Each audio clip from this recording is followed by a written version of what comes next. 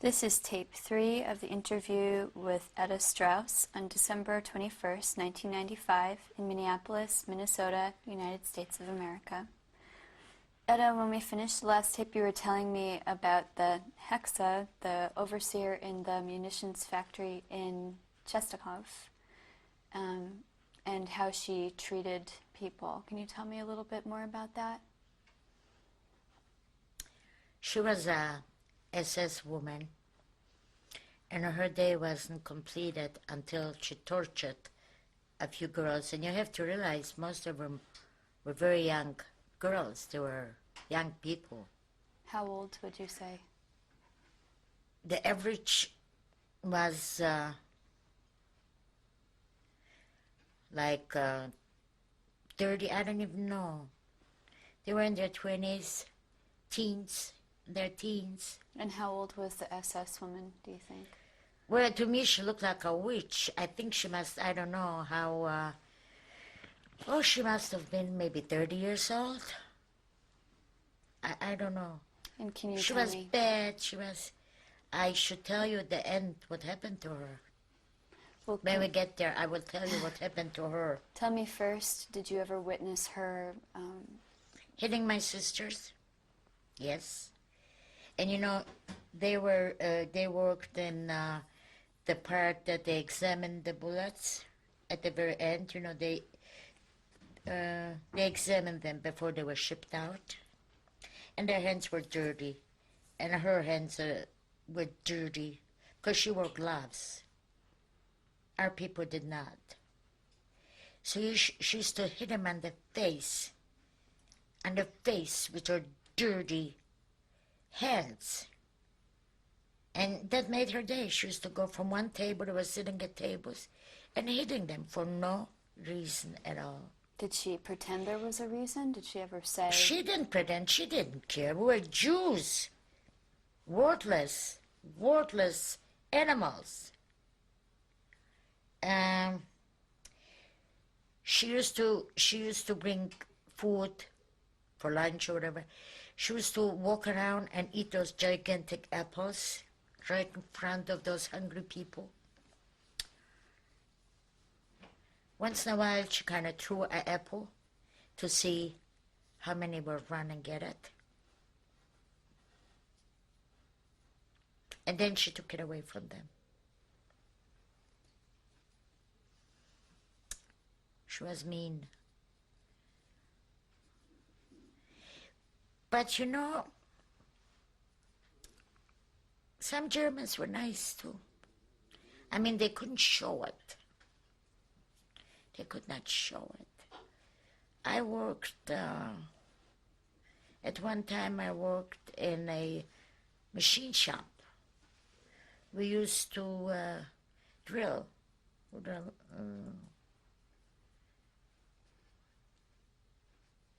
tools. And there was one German. I worked with a very beautiful, beautiful girl. I must have been 14 or 15. She was 16. Very beautiful girl. You kind of like fell in love with her. You couldn't help but fall in love with her. He used to bring us sandwiches to work. So once in a blue moon, she kind of shared with me a sandwich. But most of he brought it for her. I remember that too. But I think he was a civilian. I don't think that he was a SS. I think he worked in that factory as a supervisor or something. I don't think if he was in the SS. Maybe, but I never saw him in a uniform. But you're sure he was German? He was German. Do you know what happened to him? her or her? I know what happened to that Hexa, to the witch. I know what happened to her. Why don't you go ahead and tell me what happened to her? Do you want me to get there when I tell you? Because I've got more to tell about that camp. Oh, please go ahead. Okay. In January 16th, 1945. No, first of all, let me tell you that they took more than half of the people and transferred them somewhere that we did not know, most likely to kill them or to gas chambers. We don't know where they took him. There were very few left. We were among the latest one. January 16, 1945, they were bombing by Russians were bombing the whole city. Our camp was not bombed. Our concentration camp was not bombed. And all around us, the whole city was on fire. At that time, just before, they took us too. They took us too. My two older sisters worked for the heck, said that they had to work to the very last second to examine the bullets. My brother and I were called. My brother and I, my youngest sister, Riva, was called that they were going to take us and send us to the crematoriums. Were the crematoriums at the camp, or were No, they we located? did not have a crematorium, no. But plenty were killed, though. Like I told you, the beautiful girls. Can I ask you about that? How do you know that the... Because we knew that. Did you see it happening, or...? We did not see it happening, but people know. You know, you look around your barrack and this one is gone, this one is gone, this beautiful is gone. You can't help, you know. Because we did have beautiful, beautiful girls. You know, when you're young, you are beautiful no matter what. They did not shave our hair. They did not. So, the face kind of, okay. That's how we knew. Where are they? So they called out my name. Well, actually, it was the name. It was a number, like my name, my brother's, and my little sister's. Rivas. Was this at roll call that they did this? Yeah, okay. Roll call. And my sister Hanka and said to my little sister Riva, when they will call your name or your number, don't say a word. I will tell them it's me. Because I am young and strong, maybe they'll put me to work.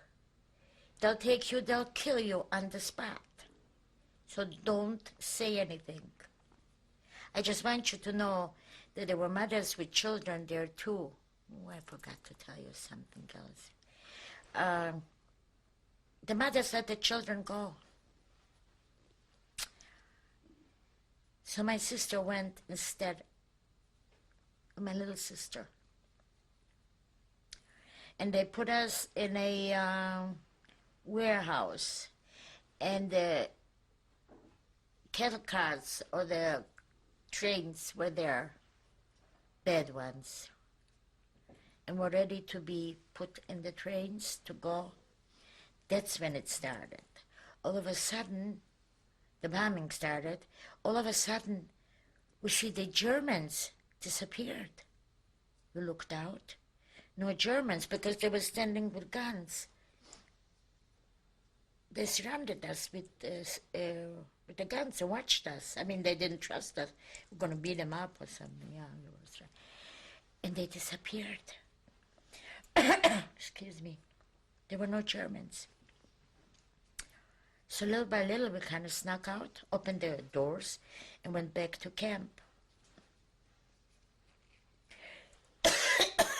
Excuse me. And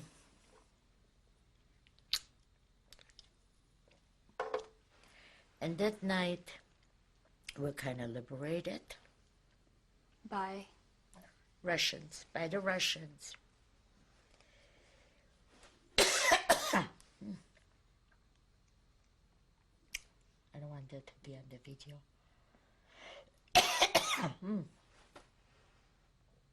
Did you stop it for a minute?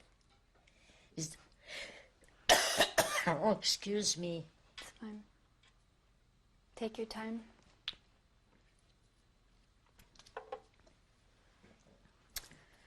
And Do you remember the moment of your liberation when the Russians came?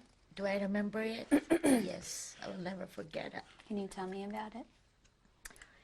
So the night they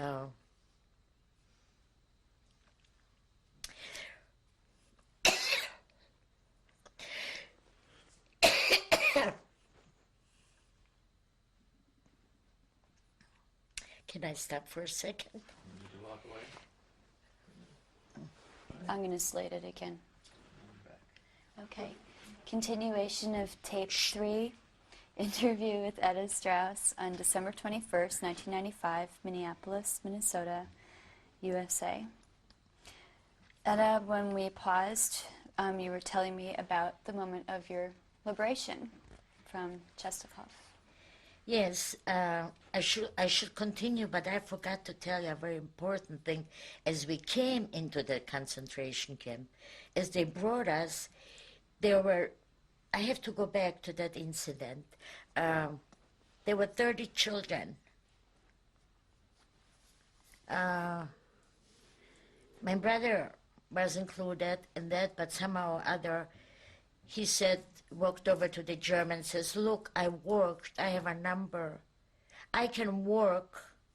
So I kind of pushed him aside, which they had 30 children.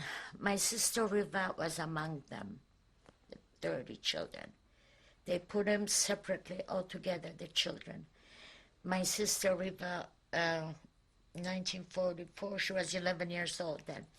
She was holding a baby. And a German came to ask her how old she is.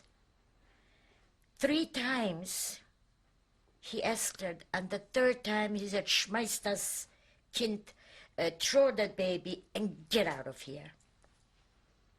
Get out of here. He told her to run. That same day, the same night, they took all the children and they killed them with a hand grenade. All of them. My sister was spared again. But according to my sister, she thinks that maybe that soldier, that maybe she reminded that soldier of his own child. She was cute. She's still beautiful, my sister Riva. She was very cute, very blonde, very innocent looking. So maybe she thought, maybe I reminded him of his child or his sister. So he saved her, but they killed 30 children. All right, that I should have told you when we first arrived. I should have told you that. All right. Do you want to tell me what happened to the Hexa? Is that part of the liberation Yes, so story? we were, so January 17th in the morning, oh, it was chaos, it was bad, and being that we didn't know, we were so young, and we did not know, so my brother went one way, and my sister Hanka and Riva went another way. We went. And well, we walked out. We just went home. We were going home. No clothes, no food, no nothing. We were going to walk home. To Warsaw? Hundreds of miles. We just walked. And we left the camp. We just took off. We didn't care. In January 17th, it was very, very, very cold. Can I ask you to go back for one moment and recall for me what happened when the Russians actually came to the camp? Do you remember that? The Russians came. Actually, we hardly saw the Russians because we took off. But the Russians liberated us. And who told you you're free to go, or did you just... But we saw the Russians and the Germans disappeared. I really should tell you about the Hexa now. It might sound cruel what I'm going to say, but you know what they did with a lot of Germans? They killed them, and then they put them on the pavement on the street, and they ran over with the tanks over their body, and that's what happened to the Hexa. And we walked through that street in those mushed bodies. At that time, now I'm having a very hard time with it. A very hard time. But our witnesses, we witnessed that. They killed a young man too, soldiers. They killed them, the Russians. What did you think at the time when it happened? Didn't bother us. Not at all. I have a hard time talking about it now. I most certainly think it was horrible. We didn't think so then. No way.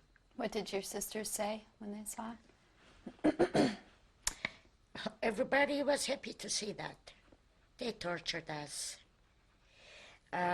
So we took off in the morning, and we went a group, about 17, 18 kids. While we walked in the winter, I had wooden shoes, and do you know that snow sticks to wooden shoes? It sticks. So while you walk, one foot is that high, one shoe, the other one foot, and we walk kind of by over a bridge, and I don't know if it was a Russian or German airplane. Most likely it was a Russian air.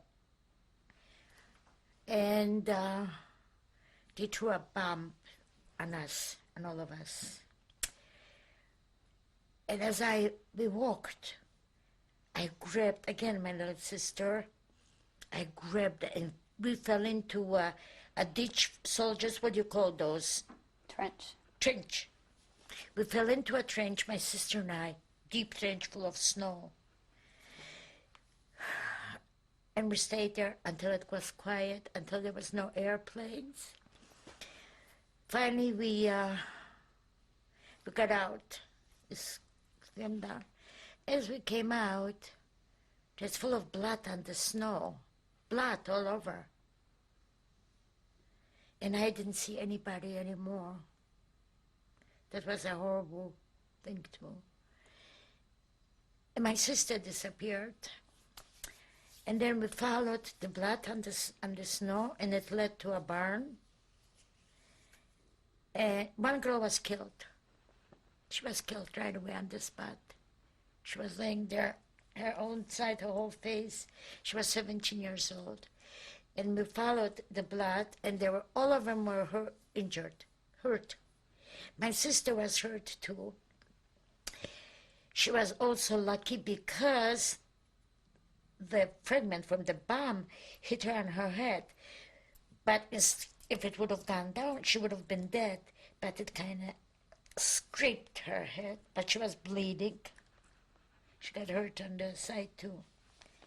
And we kind of pitched up because there was a farmer there with a Russian soldier. He gave her a piece of a sheet. He ripped the sheet, and and he gives me scissors that size. He says, cut her hair. Because I thought she was dead. My father used to say, if you get shot, you can run a few feet, and then you collapse, which was the truth with my girlfriend. So I thought she was shot and she's going to die. But she didn't, and then we started walking and walking and walking in the cold. And again, we knocked the doors for people to give us some food or let us sleep overnight. We did get some people that did it. Others, the farmers, were afraid to let us in. They were afraid for their own, because after all, there were no World War II here, where Germans arrived, they were afraid. But some of them did. We walked through a forest, not a big forest. This I will never forget too. There was dead soldiers, burned tanks, burned bodies, burned. And there was one soldier, the most beautiful young man. He must have, a German, he must have been maybe 20, with the most beautiful blue eyes, laying dead.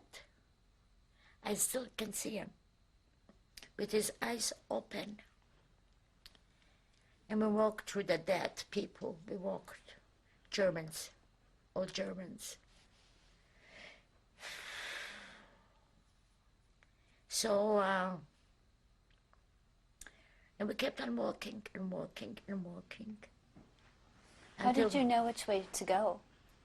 Well, how did we know? First of all, you know the towns. You are from Poland, so you know, and you're not alone. If we didn't know, the other people knew. Okay? And we walked and walked, but somehow or other, we kind of lost everybody. We lost everybody in between. There was only my sister and I, two of my sisters and I. And we came home, we went back to Dublin. No one was there. No one. Couldn't find anyone. But we walked. It was terrible.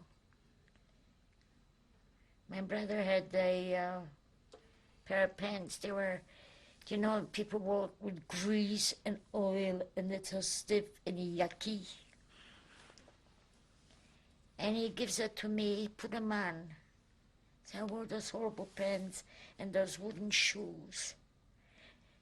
And I just couldn't walk anymore. I just could not walk anymore. We had no winter clothes. Does it sound real to you?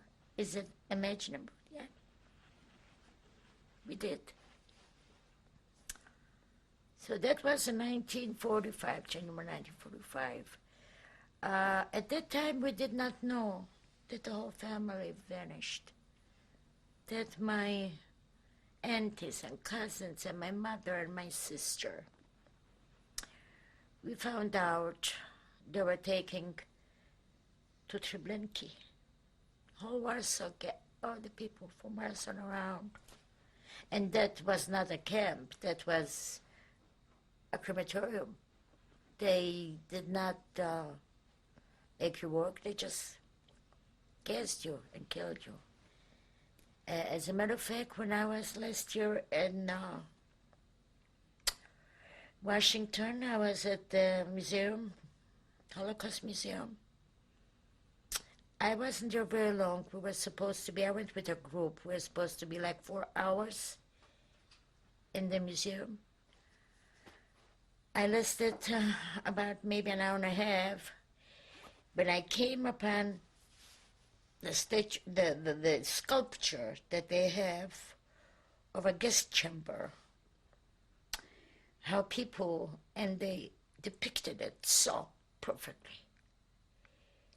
And I just couldn't take it. I mean, that killed me. It absolutely killed me. Because my whole family, my mother, my sister died there. Like falling one on top of the other.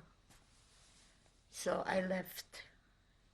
The only thing, I didn't look at too many things because I know when they have the bunks and whatever, the bunk beds, and all that thing. But they had a video going non-stop from the Warsaw Ghetto. And I stood there for half an hour looking at the video over and over and over again. And you have to realize that was last year. And I was thinking, was I there?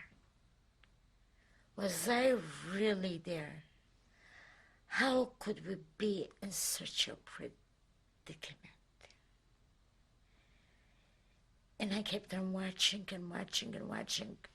And then I left. I just walked out. I couldn't. Was it in the ghetto that you found out that all of your surviving relatives were gone? Did you make it back to the ghetto?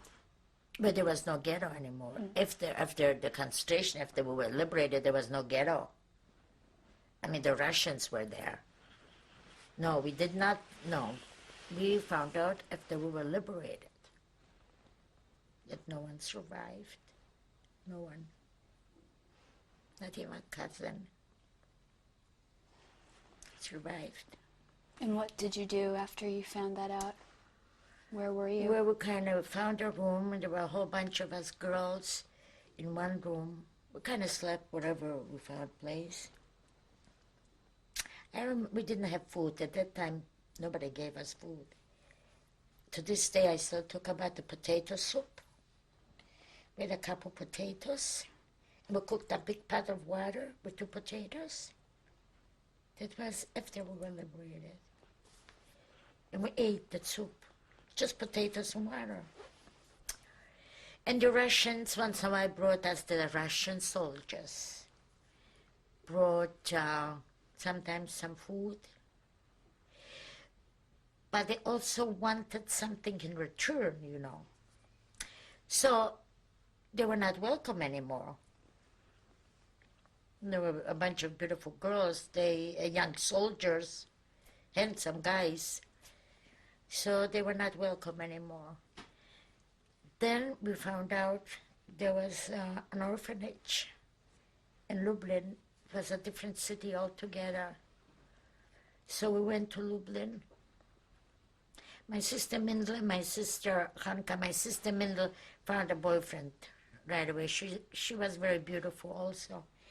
And my sister Hanka, and they had a building for the community that the survivors could stay there. My brother Mark, Moshe, and my sister Riva, we went to an orphanage. We were in an orphanage. And then we stayed there for a while. What were the conditions like in the orphanage? Like an orphanage, but we had clean beds. We had clean clothes. I didn't care what kind of clothes. We're young. We're happy-go-lucky. You don't think, you think, you learn. We had food. Those were the most important things. Do you know what most people dreamt in the concentration camp? You know what you asked me about a dream, but that was a life dream, not a dream. If I would ever live the day to have a loaf of bread all to myself, a loaf of bread. That was the dream. Okay.